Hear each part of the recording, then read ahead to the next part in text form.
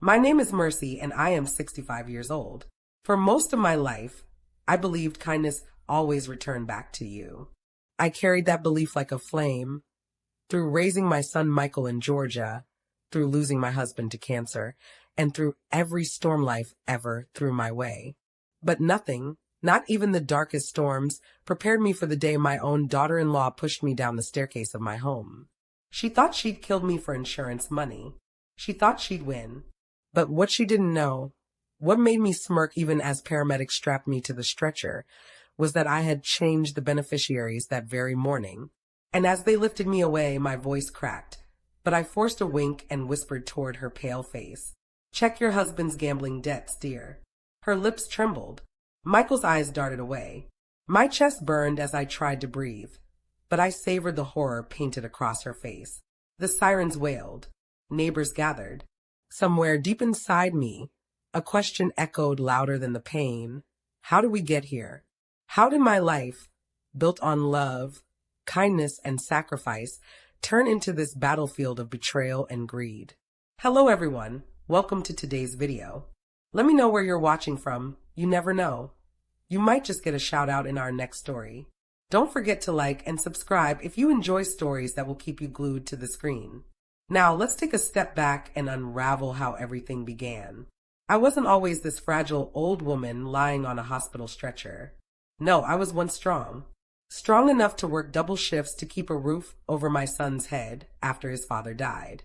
Strong enough to fight through grief and still make sure Michael had his school lunches, his soccer shoes, and a childhood where he never felt less than any other kid in Atlanta.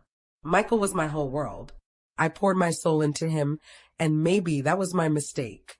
I gave him too much of myself. He grew up charming, the kind of boy people noticed. He had my husband Peter's jawline and my gentle smile. Teachers praised him, friends admired him, and for years, I thought I'd raised a man who would honor love and loyalty. But as time moved on, shadows started creeping in. Shadows named temptation. Michael developed expensive tastes, flashy cars, expensive nights out, and eventually, gambling tables that swallowed money faster than fire eats paper. I didn't want to believe it at first. I told myself boys will be boys, but it wasn't long before the lies piled too high. And then there was Angel. The first time he brought her home, I'll admit, I tried to keep an open heart. She was stunning, long hair, perfect nails, a laugh that could charm an entire room. But behind that laugh was something sharp, something cold that didn't fit right in a mother's heart. I wanted to be wrong. Oh, I prayed to be wrong. But from the very start, Angel didn't see me as family. She saw me as an obstacle. "Your mom lives here?" she asked Michael once, not knowing I overheard. Her tone wasn't curious, it was disgusted. Michael laughed it off. "Yeah, she's not going anywhere." But Angel wasn't laughing. Years passed and tension grew. I became that quiet figure in the background, the woman cooking meals, folding laundry, and trying to make peace where there was none. Angel didn't want peace. She wanted dominance. It began with whispers. Comments about how I was old-fashioned or too controlling. Then came arguments, staged perfectly when Michael was around.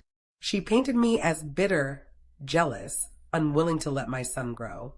Michael listened. And slowly, my own child began turning into someone I barely recognized. I swallowed it because that's what mothers do. We swallow our hurt if it means protecting our children. But Angel was not content with me being silent. She wanted me gone.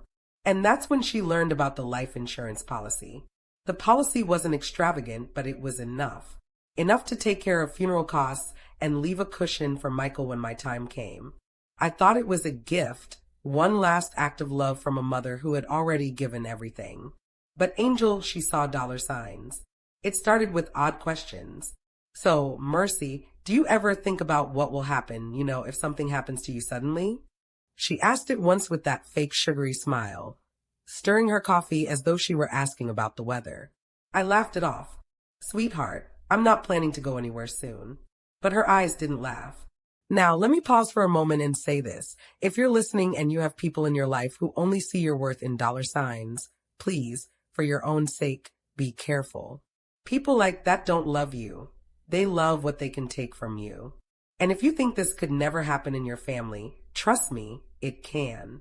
Don't wait until it's too late. One morning, something inside me stirred. Call it intuition. I had been reviewing my finances when I realized, why was Angel asking so much about this insurance? Why did she seem more interested in it than Michael ever did? I didn't want to think the unthinkable, but my gut screamed at me. And for the first time, I listened. That very morning, I went to the office and changed the beneficiaries. My son was no longer the sole heir. Half went into a trust for my granddaughter Ruth, and the rest, well, that's a detail Angel didn't expect. I felt relief, like I had secured one final piece of armor for myself. I had no idea how quickly I'd need it. That evening, the air in the house felt heavy. Michael had been drinking again, muttering about poker debts. Angel's eyes followed me around the living room like a hawk circling prey. I decided to head upstairs early. Maybe if I stayed out of the way, tempers would cool. But Angel followed me. Her heels clicked against the wooden stairs. I could feel her presence behind me. Closer, closer. Then, before I could even turn my head, 2 hands slammed into my back. The world spun. My body crashed against each step, bones screaming, head dizzying, breath escaping. By the time I hit the bottom, the taste of iron filled my mouth. I saw Michael freeze, his face a storm of fear and confusion. Angel gasped, too perfectly, too rehearsed. Oh my God, she fell, she screamed, as though she were a victim too. But I knew the truth. My vision blurred as neighbors rushed in, as sirens wailed, as paramedics knelt beside me. Angel's hand trembled against her chest, but her eyes, those cold, calculating eyes, watched for signs that I might not survive. And that's when I gathered the last bit of strength I had left. I turned my head, forcing a smile, forcing one last dagger into her heart. Check your husband's gambling debts, dear, I whispered. Then I winked. Her face drained of all color. Michael looked at the floor. The stretcher lifted. The crowd gasped. And as the ambulance doors closed, I realized I had just declared war. That was only the beginning. That was only the spark that lit the fire. Because in the days that followed, secrets began crawling out from the shadows. Betrayals I never imagined. Choices I never thought my own son would make. And revenge? Oh, revenge would come slow, sharp, and undeniable. But before I take you further, let me ask you this. If you were in my shoes, would you forgive your son for standing by while his wife nearly ended your life? Or would you teach them both a lesson they'd never forget? Tell me in the comments, because your answer might surprise you. And to those of you listening without subscribing, let me be clear. Life has a way of humbling those who sit on the sidelines. Don't be the person who benefits from stories like this and gives nothing back. Hit that button, it costs you nothing, but it keeps these stories alive. If you can't, at least confess in the comments why.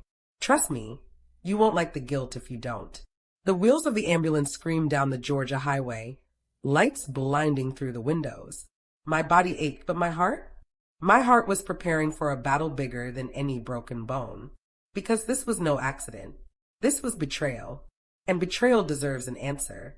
The paramedic leaned over me. Stay with us, ma'am. I closed my eyes, fighting the pull of darkness. And in that silence, I promised myself, they think I'm weak, but they've just awakened a storm. And that, my friends, is where the Real story begins. Because you haven't heard anything yet. The ride to the hospital was a blur of flashing red lights and muffled voices.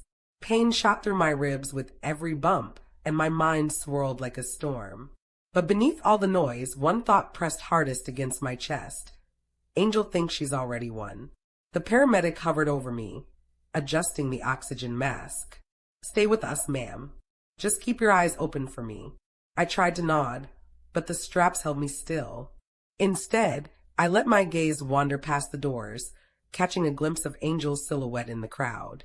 Even through the haze, I could see her hands clutching Michael's arm, her head resting on his shoulder like the perfect grieving wife.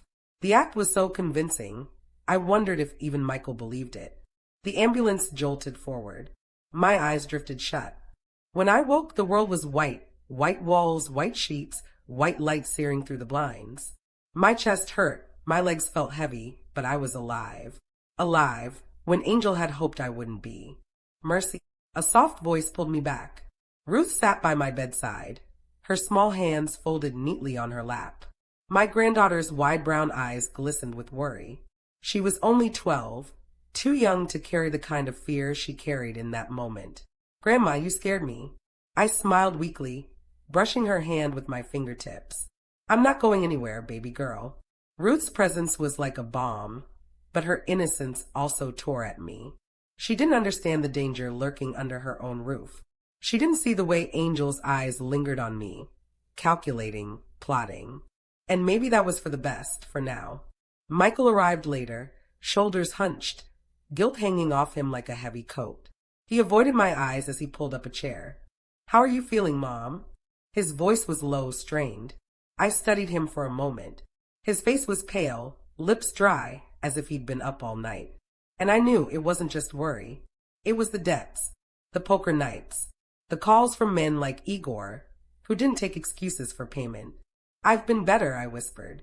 Michael's eyes flicked toward Ruth, then back at me. His mouth opened, then shut again. Finally, he stood, pacing to the window. I don't know what happened, Mom, he muttered. Angel said she said you tripped. I almost laughed. Tripped? The bruise across my back told another story. But I stayed quiet, watching my son wrestle with the lie. Do you believe her? I asked finally. Michael froze. His shoulders stiffened, but he didn't turn. Silence filled the room, heavier than any words. And that silence told me everything. That night, when the halls were quiet and Ruth had gone home, I lay in the dim hospital room, listening. The beeping machines marked time, but it was the voices outside my door that caught my ear. If she doesn't recover fast, we're finished, Angel hissed. She's my mother, Michael replied sharply, but his voice lacked conviction. Don't act like you didn't know this would happen, Angel snapped back. The debts don't disappear by themselves. Igor's not going to wait forever. If she dies, the insurance pays out. If she lives, her words trailed off, but the meaning was clear. I held my breath, every nerve in my body straining to hear. Michael muttered something I couldn't catch, and then footsteps faded down the hall. My heart pounded. The woman had no shame, plotting my death while I was still alive. And my own son, he hadn't defended me. The next morning, a nurse brought in a tray of breakfast. She smiled kindly, adjusting my pillows. You're a lucky woman, you know, she said softly. Falls like that don't always end well. Lucky. That word stayed with me. I was lucky, yes, but luck alone wasn't going to keep me safe. As the nurse left, I stared at the ceiling, thinking. I couldn't rely on Michael anymore. And Angel? She wasn't just a threat. She was a predator. If I wanted to survive, I needed to be 2 steps ahead. 2 days later, I got my chance. A lawyer came to see me, a man I'd worked with briefly when updating my paperwork. He leaned in close, his voice barely above a whisper. Mrs. Mercy, we had a security alert. Someone tried to access your insurance records online. I stiffened. Who? He shook his head. The system flagged it as unauthorized. But I thought you should know. I didn't need him to tell me who it was. Angel's fingerprints were all over this. Thank you, I said quietly. He gave me a long look. Do you want us to press charges? I hesitated. Press charges? Not yet. Not until I had proof strong enough to bury her lies. Not now, I whispered. But keep watching. He nodded, then left. Later that evening, as the sun dipped behind the Atlanta skyline, I closed my eyes and let memories flood back. Memories of nights I spent working late shifts just to buy Michael's school supplies. Nights I walked home in the rain, exhausted, but still humming to myself because I knew he was waiting for me at home. I had given him everything. And now he stood by while his wife tried to erase me. The pain in my chest wasn't just from broken bones. It was heartbreak, a betrayal deeper than words. That night, I drifted in and out of sleep until a sound jolted me awake. The door creaked open. I froze, my breath shallow. A figure slipped inside, moving like a shadow. Angel. Her heels were gone, her steps soft against the floor. She moved toward my bed, her hand clutching something shiny, a syringe. My heart thundered in my chest. Was this it? Was she really going to try again, here, under the watch of machines and monitors? She leaned over me, her eyes narrowed. But before she could act, the hallway lights flickered. A nurse's voice echoed from around the corner. Angel stiffened, her eyes darting to the door. Then, just as quickly as she'd come, she slipped back into the shadows and disappeared. I lay frozen, heart racing. The image of that syringe seared into my mind. It was no accident. It was no paranoia. She wanted me gone. And now I knew it for certain. Viewers, let me pause here. If you're watching this, I need you to really hear me. Sometimes the greatest dangers don't come from strangers. They come from the people we trust most. And if you think betrayal could never happen in your family, think again. It sneaks in quietly, wearing familiar faces. As the night dragged on, I made myself a promise. I wasn't going to be her victim. Angel thought she was playing a game of greed. But what she didn't know was this. I'd survived loss, I'd survived hardship, and I'd survived far worse storms than her. And now I was going to fight back.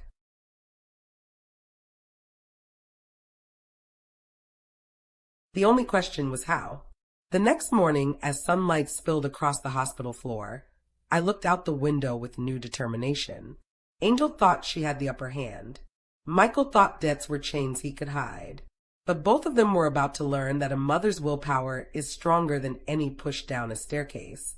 Because this wasn't over. This was just beginning. And as fate would have it, the very next visitor who walked through my hospital door would change everything. That visitor wasn't a nurse. It wasn't Ruth. It was someone who carried secrets. Secrets that would crack this whole story wide open. Would you like me to continue straight into Chapter 3? Where we introduce that visitor, hint, the private investigator, and slowly reveal Angel's past schemes, ending with another extreme cliffhanger? You said, yes.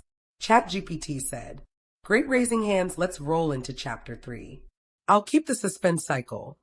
Fallout from Angel sneaking into the hospital room, a softer moment with Ruth plus memories, then build up with the visitor, the private investigator.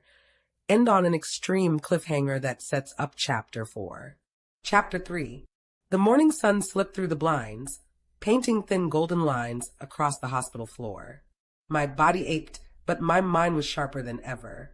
The image of Angel in the dark with that syringe wouldn't leave me. If a nurse hadn't come down the hall, I might not have been alive to see this sunrise. I pressed the call button. A nurse came in quickly, smiling as she adjusted my pillows. Did you rest okay? She asked. I forced a small nod. Better than expected. But inside, I was screaming. No, I hadn't rested. I had stayed awake all night, rehearsing Angel's every move in my head, waiting for another shadow to slip through the door. When Ruth came later, her face lit up the room. She carried a notebook filled with doodles and a stuffed bear she insisted I keep by my bed. Grandma, she said, climbing into the chair beside me, when you come home, can we bake cookies together? Just us. Her voice was full of hope, like a lantern cutting through the dark. I smiled, though my heart tightened. She didn't know how close she'd come to losing me. She didn't know her stepmother's heart was made of daggers. Yes, baby, I whispered, kissing the top of her head. Cookies, just us. Her innocence gave me strength. I wasn't just fighting for myself anymore. I was fighting for her, too. Later that afternoon, as Ruth left with a nurse, a knock came at the door. A tall man stepped in, dressed in a plain suit, carrying a leather folder under his arm. His eyes were sharp but kind, and when he introduced himself, his voice was steady. Mrs. Mercy? My name is Daniel Cole. I'm a private investigator. Your lawyer asked me to stop by. My brows furrowed. A private investigator? For what? He glanced at the door, then shut it softly before walking closer. For your protection. My chest tightened. He placed the folder on the tray table beside my bed. Mrs. Mercy, I've been looking into Angel. I leaned forward slightly, ignoring the pain in my ribs. What did you find? Daniel opened the folder. Inside were photographs, printouts, and pages of handwritten notes. He flipped to the first page. Your daughter-in-law has a history. A long one. She's been married before, twice in fact. Both marriages ended abruptly. One husband filed for bankruptcy before disappearing to another state. The other, well, he wasn't so lucky. I swallowed hard. What happened to him? Daniel's voice lowered. Car accident. But the payout from his insurance policy? Straight to Angel. My hand shook. A chill crawled up my spine. She's done this before, I whispered.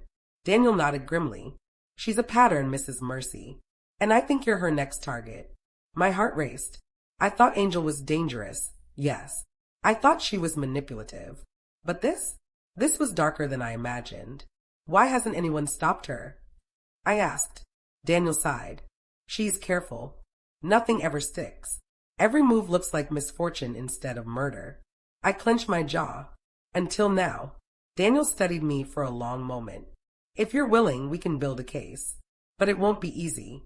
She's clever. And your son, he's caught in her web. I looked away, my chest tightening again. Michael, my boy. He wasn't innocent, but he wasn't like her either. Or at least, I prayed he wasn't. That night, after Daniel left, I couldn't stop thinking about those photographs.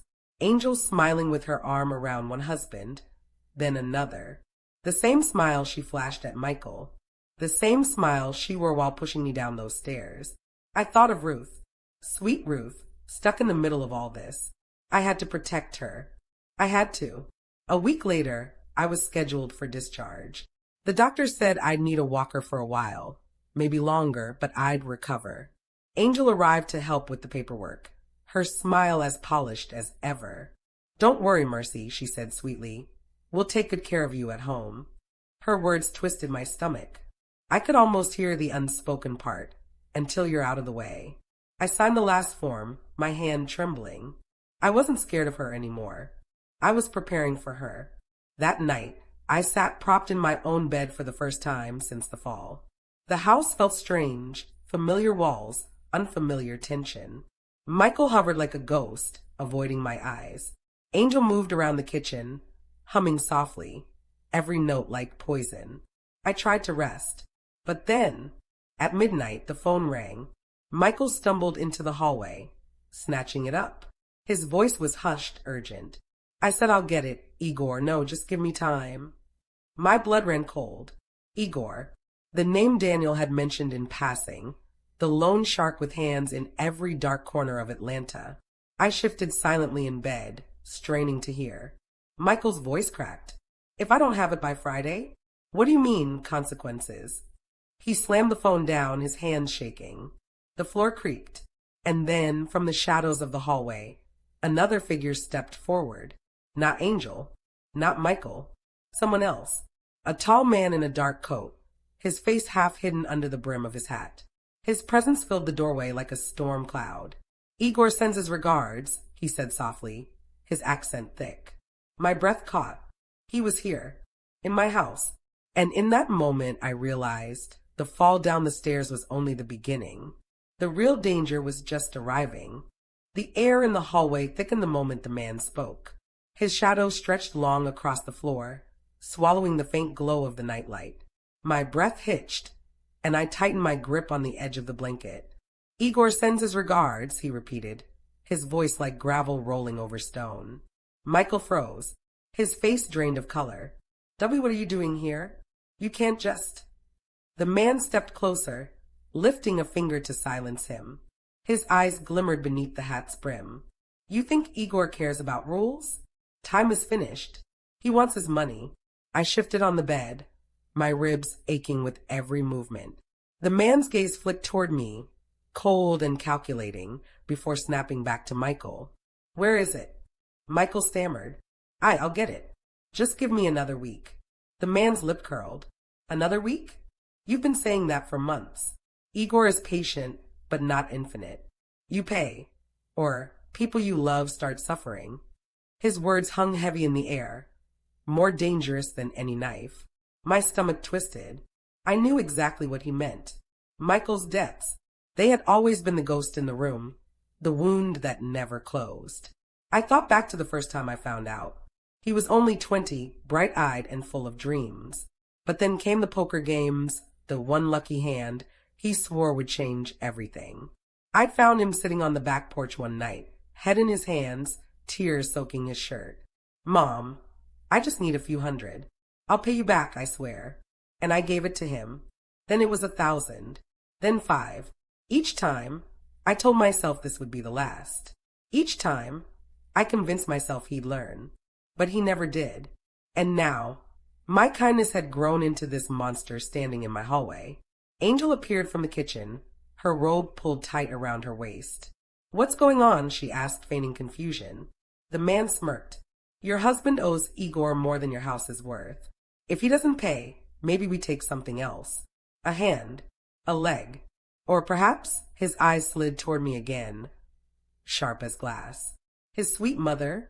Angel's eyes narrowed, but she said nothing. Nothing. Not fear. Not outrage. Just silence. My heart sank. She wouldn't protect me. If anything, she'd be glad to see Igor do her dirty work. Michael stepped forward, his voice cracking. "No, don't touch her. Please, I'll find the money." The man tilted his head. "By Friday. If not, you'll wish she had died on those stairs." And with that, he turned and slipped into the night, the door creaking shut behind him. The silence that followed was deafening. Michael's hands shook as he sank into the chair, burying his face in them. "I'm so sorry, Mom. I never wanted you involved." I swallowed hard, my throat dry. "But you did involve me, Michael. You always have." His eyes met mine, glossy with shame. He wanted comfort, but all I could feel was exhaustion. How many times had I bailed him out?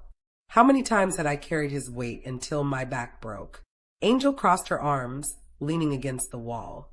"Well, this is just perfect," she said flatly. "How do you plan to fix it, Michael? You can't even keep a job."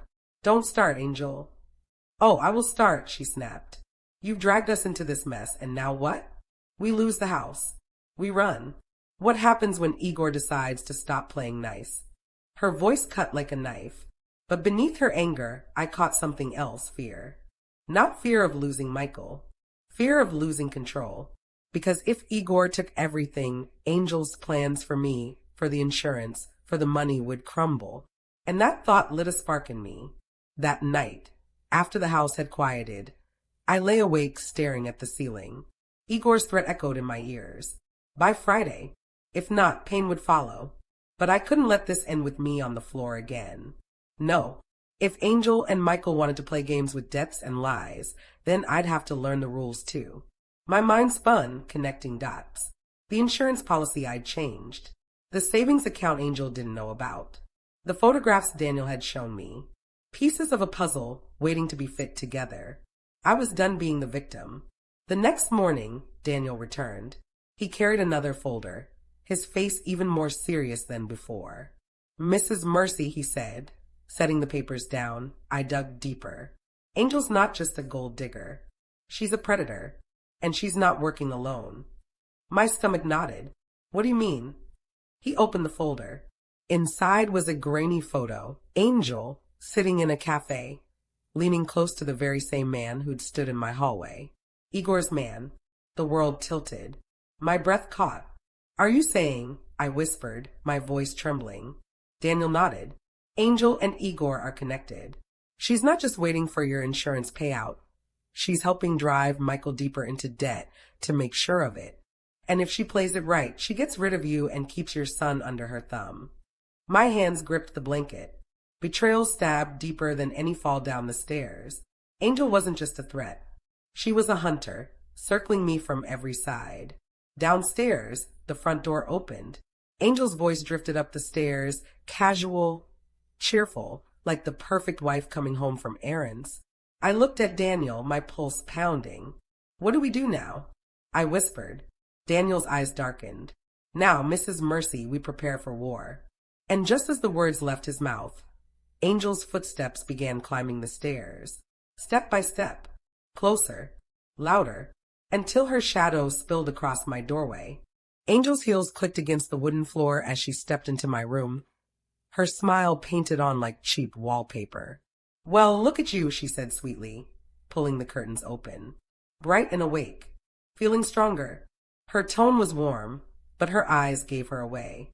Cold, calculating, like a cat staring at a bird with broken wings.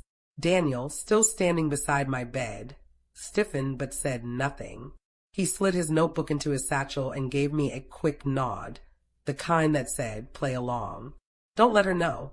Yes, I said softly, adjusting my blanket. A little better today. Angel's gaze flicked toward Daniel.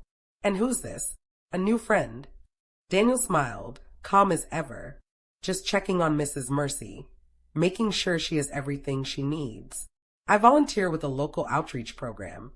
Her lips twitched, almost into a sneer, but she covered it quickly. How kind. But her eyes burned. She knew. She didn't have proof, but she knew. As the hours passed, I could feel Angel watching me more closely. She hovered around the house, pretending to clean, pretending to cook, pretending to care. But I caught the way she lingered outside my door. I caught the way her footsteps paused when Daniel whispered something to me. And deep inside, I knew she was testing me, waiting for me to slip. That night, after Angel retreated to her room, Daniel leaned close. She suspects. We need to be careful. If she realizes we're on to her connection with Igor, she'll strike faster. I shivered, the weight of betrayal pressing down. My own son's wife, plotting with a man who wanted to destroy him, plotting against me, the woman who had raised him. But as heavy as the fear felt, another feeling bubbled beneath it. Fire. I would not go down quietly. 2 days later, Michael stumbled home, his shirt wrinkled, his eyes red from lack of sleep.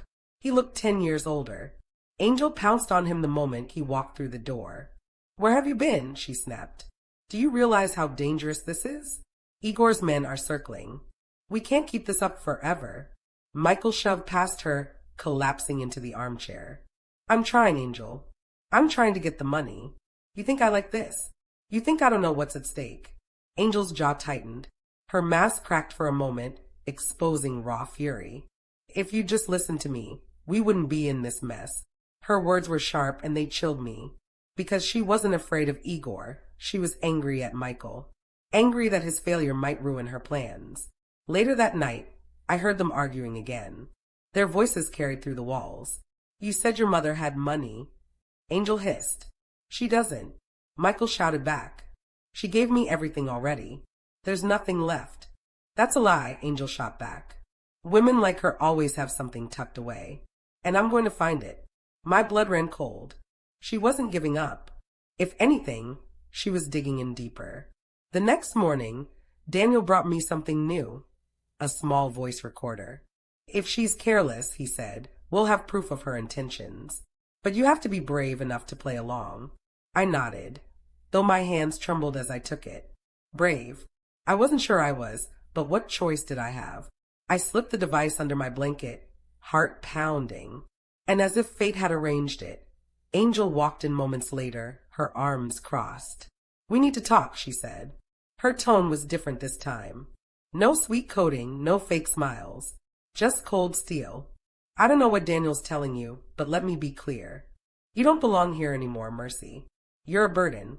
You're dragging Michael down, and if you really loved him, you'd step aside. Her meaning was razor sharp. Step aside. Disappear. Die. I kept my face neutral, but inside, every nerve screamed. She leaned closer, her whisper poisonous. You're standing in the way of his future. But don't worry. Igor and I will make sure he's taken care of. One way or another. The recorder blinked under the blanket. Every word. Captured. Angel straightened, smoothing her robe. You should rest, Mercy. It would be a shame if you slipped again. The stairs can be unforgiving. And with that, she left. My body shook, but I forced myself to stay still until the door closed. Then, slowly, I pulled the recorder out. The tiny red light flashed, steady and strong. Proof. I clutched it to my chest, tears stinging my eyes. Relief, fear, anger, all tangled together. But before I could even breathe, I heard something outside my window. A crunch, gravel shifting. Then a shadow moved across the glass. My heart stopped. I pulled the curtain just slightly and froze. Igor himself stood in the yard, staring up at my window. The night air was heavy, thick with the smell of damp grass and impending rain. I pressed my back against the window, my heart hammering in my chest. Igor's shadow was massive beneath the faint porch light, his hands tucked into the pockets of a dark coat. He didn't move. He didn't speak. He just stared. I swallowed, trying to steady my shaking hands. This wasn't just a threat anymore. He had come, and he was patient enough to wait for the perfect moment. Mercy, Daniel murmured from behind me. Stay calm. Let me handle this. I didn't move. Calm. Calm was gone. But I forced my breath slow, knowing that panicking would only make it worse. Igor's eyes scanned the yard, then locked onto the door. Slowly, deliberately, he started walking toward the porch steps.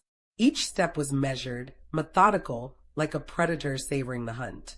Michael stumbled into the room, sleep-deprived and terrified. Mommy's here. Igor's right outside. I turned to him, gripping his arm. Stay inside. Do exactly as I say. Michael nodded, frozen in fear. Igor's voice cut through the night as he called out softly, almost casually. Michael, you know why I'm here. Your mother owes me nothing. You do. Let's not waste time. I clenched my fists, my ribs protesting the pressure.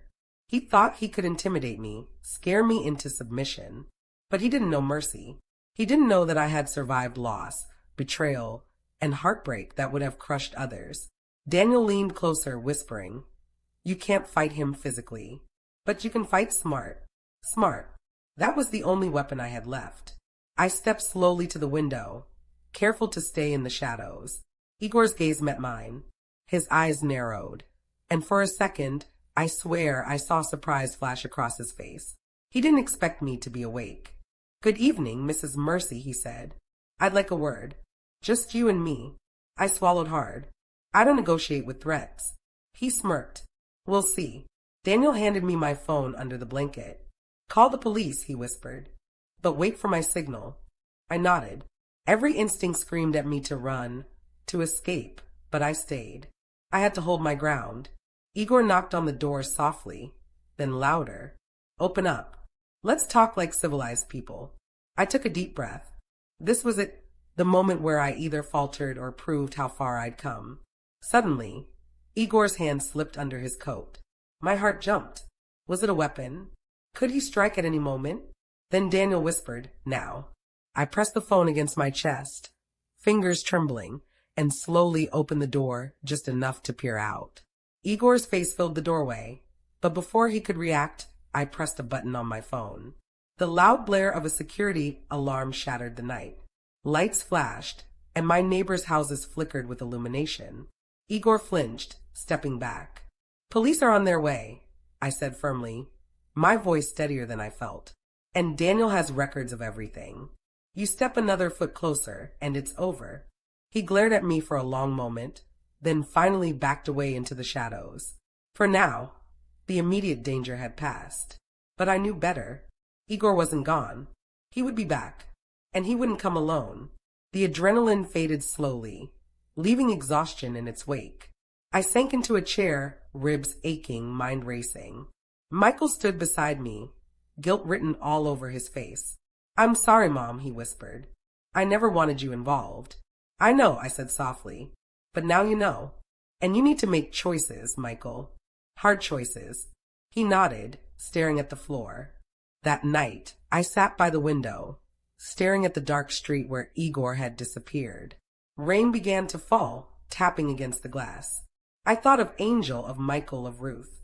I thought of every time I had given, every time I had forgiven, every time I had swallowed my fear for the sake of others.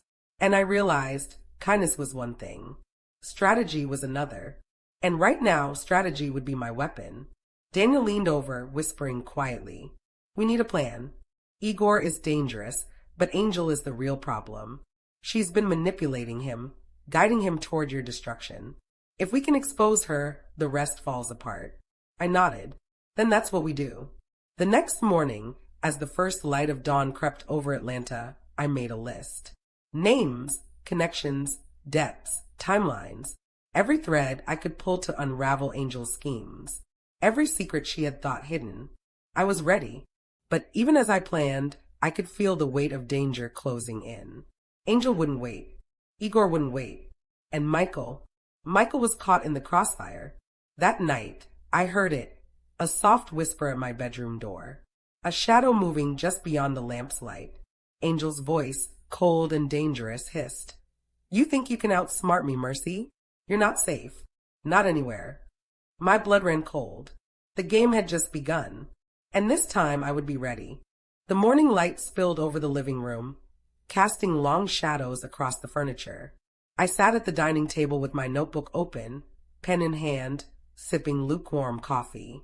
Every name, every debt, every hidden account, I wrote it all down. This was no longer just survival. This was strategy. Ruth bounded into the room, her school bag slung over her shoulder. Grandma, can we bake those cookies now? I smiled, though my mind was elsewhere. Not just yet, baby girl. Grandma's working on something important. Her forehead creased. Important like saving the world? I chuckled softly. Something like that. Her innocence was a reminder of why I couldn't afford to fail. Angel had tried to take me down, and now I had to make sure she couldn't touch Ruth either. Angel appeared in the doorway, looking unusually tense. I had seen her confident, cold, and calculating. But now something had shifted. She crossed her arms. Michael, we need to talk. Michael flinched at her tone. About what? Angel's eyes darted toward me. About your mother. You can't keep protecting her. She's a liability. And if Igor finds out she's still alive, her voice trailed off, but the meaning was clear. Michael's face paled. Angel, I'm trying. I'm doing everything I can. Her jaw tightened. Then it's not enough. I watched silently, my pen hovering over my notebook. Angel's power was slipping, just enough for me to start turning the tables. That afternoon, I made my first move. I called Daniel and outlined a plan. We don't attack directly, I said. We let them reveal themselves. Every lie, every manipulation, every attempt to cheat or intimidate. Let's make it undeniable. Daniel nodded. We'll need proof of everything. Surveillance, documents, recordings. I smiled faintly. We already have some, and we'll get more. Angel doesn't realize how sloppy she's become. Later that evening, I sat at my laptop, reviewing the recordings from the hidden device I'd placed under my blanket weeks ago. Angel's voice echoed through the speakers, sharp, cold, and entirely unguarded. Every threat, every plan, every whisper about insurance, debts, and me, it was all there. I pressed play again, letting the words sink in. I would need patience, precision, timing, and the moment to strike would come soon. Michael appeared, looking restless. Mom, I don't know how much longer I can keep this up. Igor's men are everywhere, and Angel, she's relentless. I reached for his hand. You don't have to do this alone, Michael. But you have to trust me. Do exactly what I tell you. No more hiding, no more lying. He nodded slowly, relief flickering in his eyes. I trust you, Mom. I always have. Angel, however, was not idle. That night, I heard her whispering on the phone, pacing the floor. She's planning something, she hissed. I can feel it. Michael doesn't know what she's capable of. We need to strike first. I held my breath. She had no idea I already knew everything, and that knowledge gave me power. The next morning, I received a call from Daniel. Mercy, Igor is restless. He's sending someone to check in, to see if you're still vulnerable. This could get dangerous, fast. I nodded, already anticipating the arrival. My strategy was in motion. Every move, every lie Angel had counted on, would now be turned against her. That evening, I set a trap. A small ledger left in plain sight, a few strategically placed documents, a subtle message hidden in a file Angel couldn't resist snooping. I waited, heart pounding, listening for the sound of her approach. And then the front door creaked. Angel stepped inside, her eyes scanning the room, lips pressed tight. She didn't see me sitting calmly at the table. She didn't know the recording device was on. She didn't know Daniel was watching from the other room. She moved toward the ledger, her fingers brushing it as she muttered, "Let's see what she's hiding now." The moment her hand touched the paper, a loud beep echoed through the house. Daniel had triggered a recording notification. Angel froze. Her eyes widened. And in that frozen moment, I knew the tide was shifting. But before I could act further, a louder sound erupted from the driveway. A car door slammed. Footsteps. Heavy, deliberate. Igor. Angel's head snapped toward the sound, her confident mask cracking. My pulse spiked. The predator and the manipulator, both now in my house. And I realized, with a mixture of fear and exhilaration, that the real game was just beginning. The night was thick with tension. Outside, Atlanta's streetlights glimmered against the wet pavement. I could hear Angel's soft whispers to Michael, trying to coordinate some plan I hadn't yet seen. But my focus was on the footsteps approaching the door. Heavy, deliberate, calculated. Igor had arrived. I stayed low in the shadows of the living room, keeping my breathing slow, my mind alert. Daniel crouched beside me, his hand brushing mine briefly, a silent signal that he was ready. The front door swung open. Igor stepped inside, towering and unyielding. His eyes scanned the room, and then they landed on me. Well, Mercy, he said, voice like steel. You've been busy. I didn't flinch. I met his gaze. I could say the same about you. He smirked, stepping closer. Don't get clever. This isn't a game. Angel appeared behind him, looking sharp, polished, but even she couldn't hide the flicker of doubt in her eyes. Let's not be hasty, she said, placing a hand lightly on Igor's arm. Mercy's just a woman. We can handle this quietly. Igor shook his head. Quiet doesn't work for me, Angel. I want results. I took a careful step forward. My ribs ached, but fear didn't dominate me. Instead, clarity cut through the adrenaline. I had to stay calm, to think 2 steps ahead. Igor, I said, voice steady, you came here to intimidate my family, but I have a proposition. He paused, tilting his head. I'm listening. I glanced at Daniel. He gave a subtle nod. I had an idea, a risky one, but it could shift the balance entirely. I know Michael owes you, I continued, and I know Angel has been manipulating him, guiding him deeper into debt.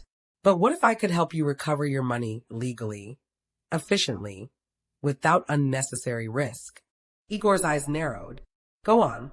I laid out a plan, carefully measured, appealing to his greed and his desire for control. Every word, every gesture was calculated. I couldn't afford hesitation. Angel's eyes flicked between me and Igor. She didn't like this. I could see the tension building in her posture. By the time I finished, Igor leaned back slightly. Interesting. I may consider it. As he turned to leave, Angel's frustration was palpable. She clenched her fists, barely containing her anger. You don't know what you're doing, Mercy. You're playing with fire. I smiled faintly. I know exactly what I'm doing. But even as I said it, I knew the danger wasn't gone. Igor would test me. Angel would try to find weaknesses. Michael was still trapped in the middle. After they left, I sank into my chair, ribs protesting, mind racing. Daniel leaned over. You handled that well, he said quietly. But Igor will return, and he'll bring more than words next time. I nodded, pressing my fingers to my temples. Then we prepare. Every document, every recording, every detail, nothing can be left to chance. The next day, I began gathering evidence, financial statements, old insurance policies, Angel's previous schemes. Each discovery was like adding another brick to a wall that would eventually protect me and Ruth, and crush those who had plotted against us. Michael hovered nearby, guilt weighing heavily on him. Mom, I never wanted you involved in this. I didn't know what Angel was capable of. I put a hand on his shoulder. You can't change the past, Michael, but you can help fix the future. He nodded, relief flickering in his eyes. For the first time, I felt him starting to understand the stakes. That night, Angel tried again. I heard her moving in the shadows, whispering to Michael, plotting, probing. I stayed quiet, letting her make mistakes. Every word she muttered, every step she took, was being recorded, logged, remembered. And then, I heard Igor's car pull up again. Angel froze, her voice catching in her throat. Igor had returned sooner than expected. I felt a surge of determination. This time, there would be no hiding. This time, I would confront the danger head-on. But as the footsteps approached, I realized something chilling. Igor wasn't alone. The night was colder than usual, the kind of chill that creeps into your bones and never leaves. I sat by the window, my notebook open, mind racing. Every document, every recording, Every secret plan I'd collected over the past weeks was laid out like a battlefield map. Angel and Igor's games were reckless now. They didn't know I had Daniel, or that every whisper, every lie, every attempt at intimidation was being captured. And that was my advantage. The quiet was shattered by the rumble of a car engine. Headlights sliced through the blinds. Igor had arrived, and he wasn't alone. A second figure stepped out behind him, large and silent. My pulse jumped. Angel's voice floated from the hallway. Sharp, commanding. Quickly, Igor. Before she realizes what's happening. I didn't move. I waited. Patience was my weapon. Daniel appeared at my side, a small grin tugging at his lips. She thinks she's in control, Mercy. Let's see how surprised she gets. I nodded. It's time.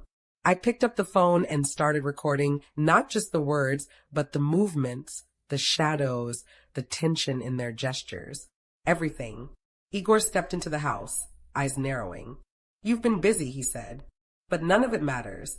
You can't hide from me forever. Angel followed closely, her face a mask of false confidence. But I could see the cracks. The subtle tightening of her jaw, the way her hands trembled slightly. She was losing control. You think threats scare me? I asked, my voice steady. You don't know me. You never did. Igor's lips twitched, not into a smile, but a warning. Careful, Mercy. You've been lucky so far. I held my ground. Every instinct told me to stay calm, to let them make mistakes. And mistakes they did. Angel leaned too close to whisper instructions, and I captured every word. Igor's impatience made him sloppy, stepping over boundaries he shouldn't have. Daniel whispered, record everything. Their arrogance is our ally. I nodded. Every detail mattered. Every slip would be evidence. Hours passed, tension thick as fog. Finally, Igor's frustration broke through. Enough, he shouted. Angel, handle her. Angel's eyes darted to mine. You shouldn't have survived, she hissed. Not after the stairs, not after all this. I smiled faintly, though my ribs ached from the fall and the tension. And yet, here I am. Her hand moved toward something hidden in her robe. A weapon? Poison? I didn't know, but Daniel's quick reflexes and the strategically placed cameras ensured that if she tried anything, it would be documented. Angel paused, realizing she'd been trapped. Her face paled. Igor's glare softened slightly as he realized I wasn't intimidated, and that Angel's control was slipping. I leaned forward. You thought you could manipulate my family, my son, and me. You were wrong. Every lie, every threat, every scheme, you're exposing yourselves. And the world will see it. Angel's lips trembled, but no words came. Igor's face hardened, and he muttered something I couldn't catch. Then the phone rang. The sound echoed through the house like a gunshot. Michael picked it up, eyes wide. Mom, it's Daniel. He says, but before he could finish, a deafening crash shook the front door. Heavy footsteps. Igor's men had arrived. I felt a chill, but also a spark of determination. They thought I was trapped. They thought fear would win. But I had patience, cunning, and proof. And just as Igor stepped forward, a shadow fell across the doorway, a figure neither of them expected. The front door burst open, and a uniformed officer stepped inside, gun holstered but ready. Everyone freeze. Time seemed to slow. Angel's eyes widened in horror. Igor's jaw tightened. Michael's shoulders sagged in relief. I stayed calm, chest rising slowly, mind sharp. The officers moved with precision, separating Igor and Angel. My recordings, my evidence, my strategy, it was all working. But just as relief began to wash over me, Angel did something shocking. She lunged toward the back door, her eyes wild, a scream tearing from her throat. And I realized the game wasn't over. Not by a long shot. The house was alive with tension, every creak and shadow amplified in the still night. Angel's scream had barely faded when the officers moved to secure her. Igor stood frozen, rage and disbelief etched into his face. I sat in my chair, calm despite the storm of adrenaline surging through me. Daniel was by my side, whispering, "Stay ready. This isn't over." Angel's eyes darted wildly from the officers to me. Her mouth opened, closed, then trembled. She had underestimated me. Every word she had spoken, every threat, every manipulation, it had been recorded, documented, and cataloged. Now it was all in the hands of the law. Igor's jaw tightened. He glanced at the officers, but the look he gave me was cold, furious. You think this ends here, Mercy? I met his gaze steadily. I think it ends when justice is served. And you've just shown how easy it is to expose people who rely on fear. His eyes flared. You'll regret this. I smiled faintly. Not today. Later that night, after Angel had been taken into custody and Igor escorted back to his car under heavy guard, the house finally felt quieter. The weight of fear and tension had lifted, if only slightly. Michael sat beside me, his head in his hands. Mom, I don't know how to thank you. I thought we were doomed. I reached out and held his hand. You'll thank me by living your life honestly, Michael. No more gambling. No more secrets.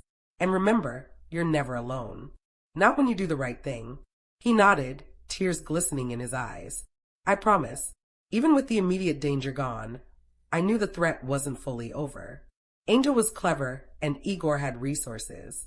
But now I had leverage. I had evidence. And most importantly, I had a plan. Daniel leaned over, whispering, Mercy, the next step is crucial. We expose everything. Angel, Igor, Michael's debts, everything. But timing is everything. If we move too soon, they'll adapt. I nodded. We wait for the right moment.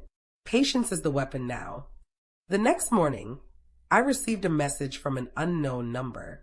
You may have won today, Mercy, but the war is far from over. A friend of Angel's. A chill ran through me, but I did not panic. I had survived betrayal, lies, and threats before. This was just another challenge. That evening, I began preparing for the next phase. I printed copies of every recording, every document, and organized them meticulously. Angel and Igor thought they could intimidate me, but they had only revealed their weaknesses. Michael watched quietly, still shaken but beginning to understand the depth of what I had faced.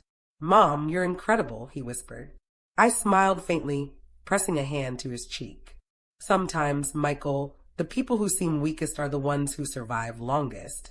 And sometimes the people who survive the longest are the ones who strike when no one expects it. But as I arranged the files, I heard a faint click at the back door. I froze. Someone was inside the house. Not Igor. Not Angel. A figure emerged from the shadows, moving slowly, deliberately. And I realized with a sinking heart that the next threat was closer than I had imagined. The house was silent, save for the faint ticking of the wall clock. I had just finished reviewing the evidence for the umpteenth time when I heard it, a soft click at the back door. I froze, heart hammering. This wasn't the sound of Angel pacing or Igor's men approaching. No, this was different. Slow, deliberate, calculated. Daniel's voice was a whisper in my ear. Someone's inside. Stay calm. Don't confront them alone. I nodded, gripping the edge of the table. My ribs still ached, but fear was no longer my master.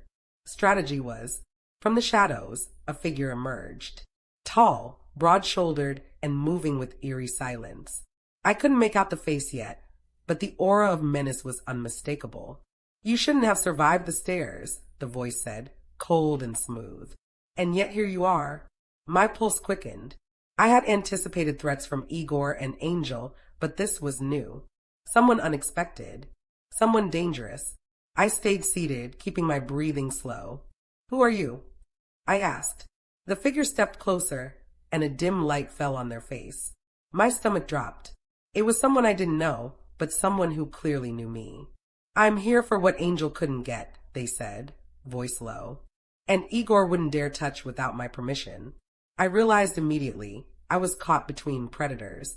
Daniel moved slightly behind me, whispering, watch her. Observe. Wait for her to make a mistake.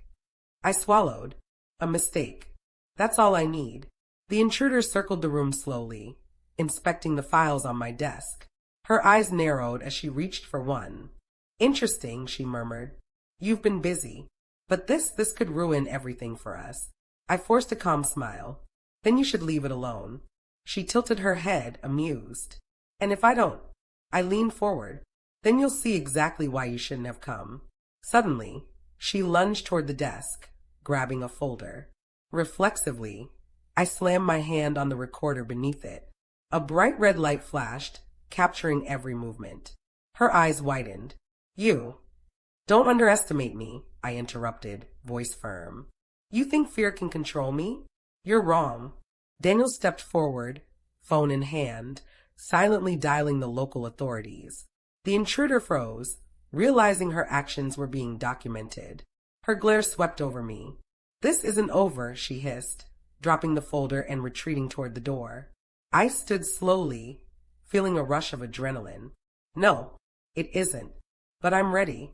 The sound of the car starting outside announced her departure.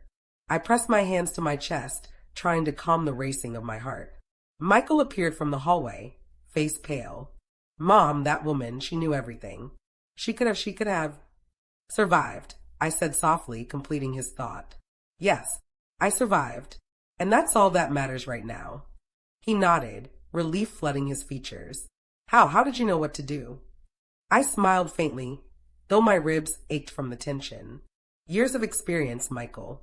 Years of surviving people like them. And the right allies. Daniel's help and patience. Timing is everything. As the night deepened, I reviewed the recordings from the intruder's visit. Every slip, every hesitation, every threat captured. Proof, evidence, leverage. And I realized Angel, Igor, and now this new adversary, they had all underestimated one thing. Me. But even as the adrenaline faded, I felt a chill down my spine. They were regrouping, planning, waiting, and they would return. Then, from the shadows of the hallway, a soft creak echoed. Footsteps, closer, and I froze, knowing instinctively. They were back. The house was tense, silent but alive with anticipation. I sat at the dining table, everything meticulously prepared. The recordings, documents, photographs, and copies of every interaction Angel, Igor, and their allies had orchestrated. Every move they had made, every lie they had told, was now evidence in my hands. Daniel leaned close. Tonight's the night. We set the trap, Mercy. Everything falls into place. But remember, one misstep and he didn't finish the sentence. We both knew the stakes. I nodded, heart steady despite the tension. Years of betrayal, lies, and near-death experiences had forged this moment. I was ready. Michael hovered near the staircase, nerves etched across his face. Mom, I can't believe you're actually doing this. I placed a hand on his shoulder. You don't have to believe it, Michael. You only have to trust me. He nodded, swallowing hard. I trust you. The night deepened. Angel arrived first, stepping into the house with her usual poise. Though there was an edge to her movements, a sense of unease. She glanced around, noticing the files, the recordings, the cameras discreetly placed in corners. Her lips pressed into a thin line. You think you've won, Mercy, she said, voice low but dangerous. I smiled faintly. I don't think, Angel. I know. She stiffened, clearly caught off guard. How did you? Carelessness, I interrupted. A trait many underestimate. Igor arrived next, flanked by two men who looked ready for confrontation. His glare swept across the room, pausing on me. Mercy, you've been very clever. But clever doesn't mean invincible. I leaned back, calm. It does mean evidence. And evidence is what changes everything. The recordings began to play automatically, projecting Angel's threats, Igor's manipulations, and the new intruder's scheming. Their expressions shifted from shock to panic as they realized the depth of their exposure. Angel's hands trembled.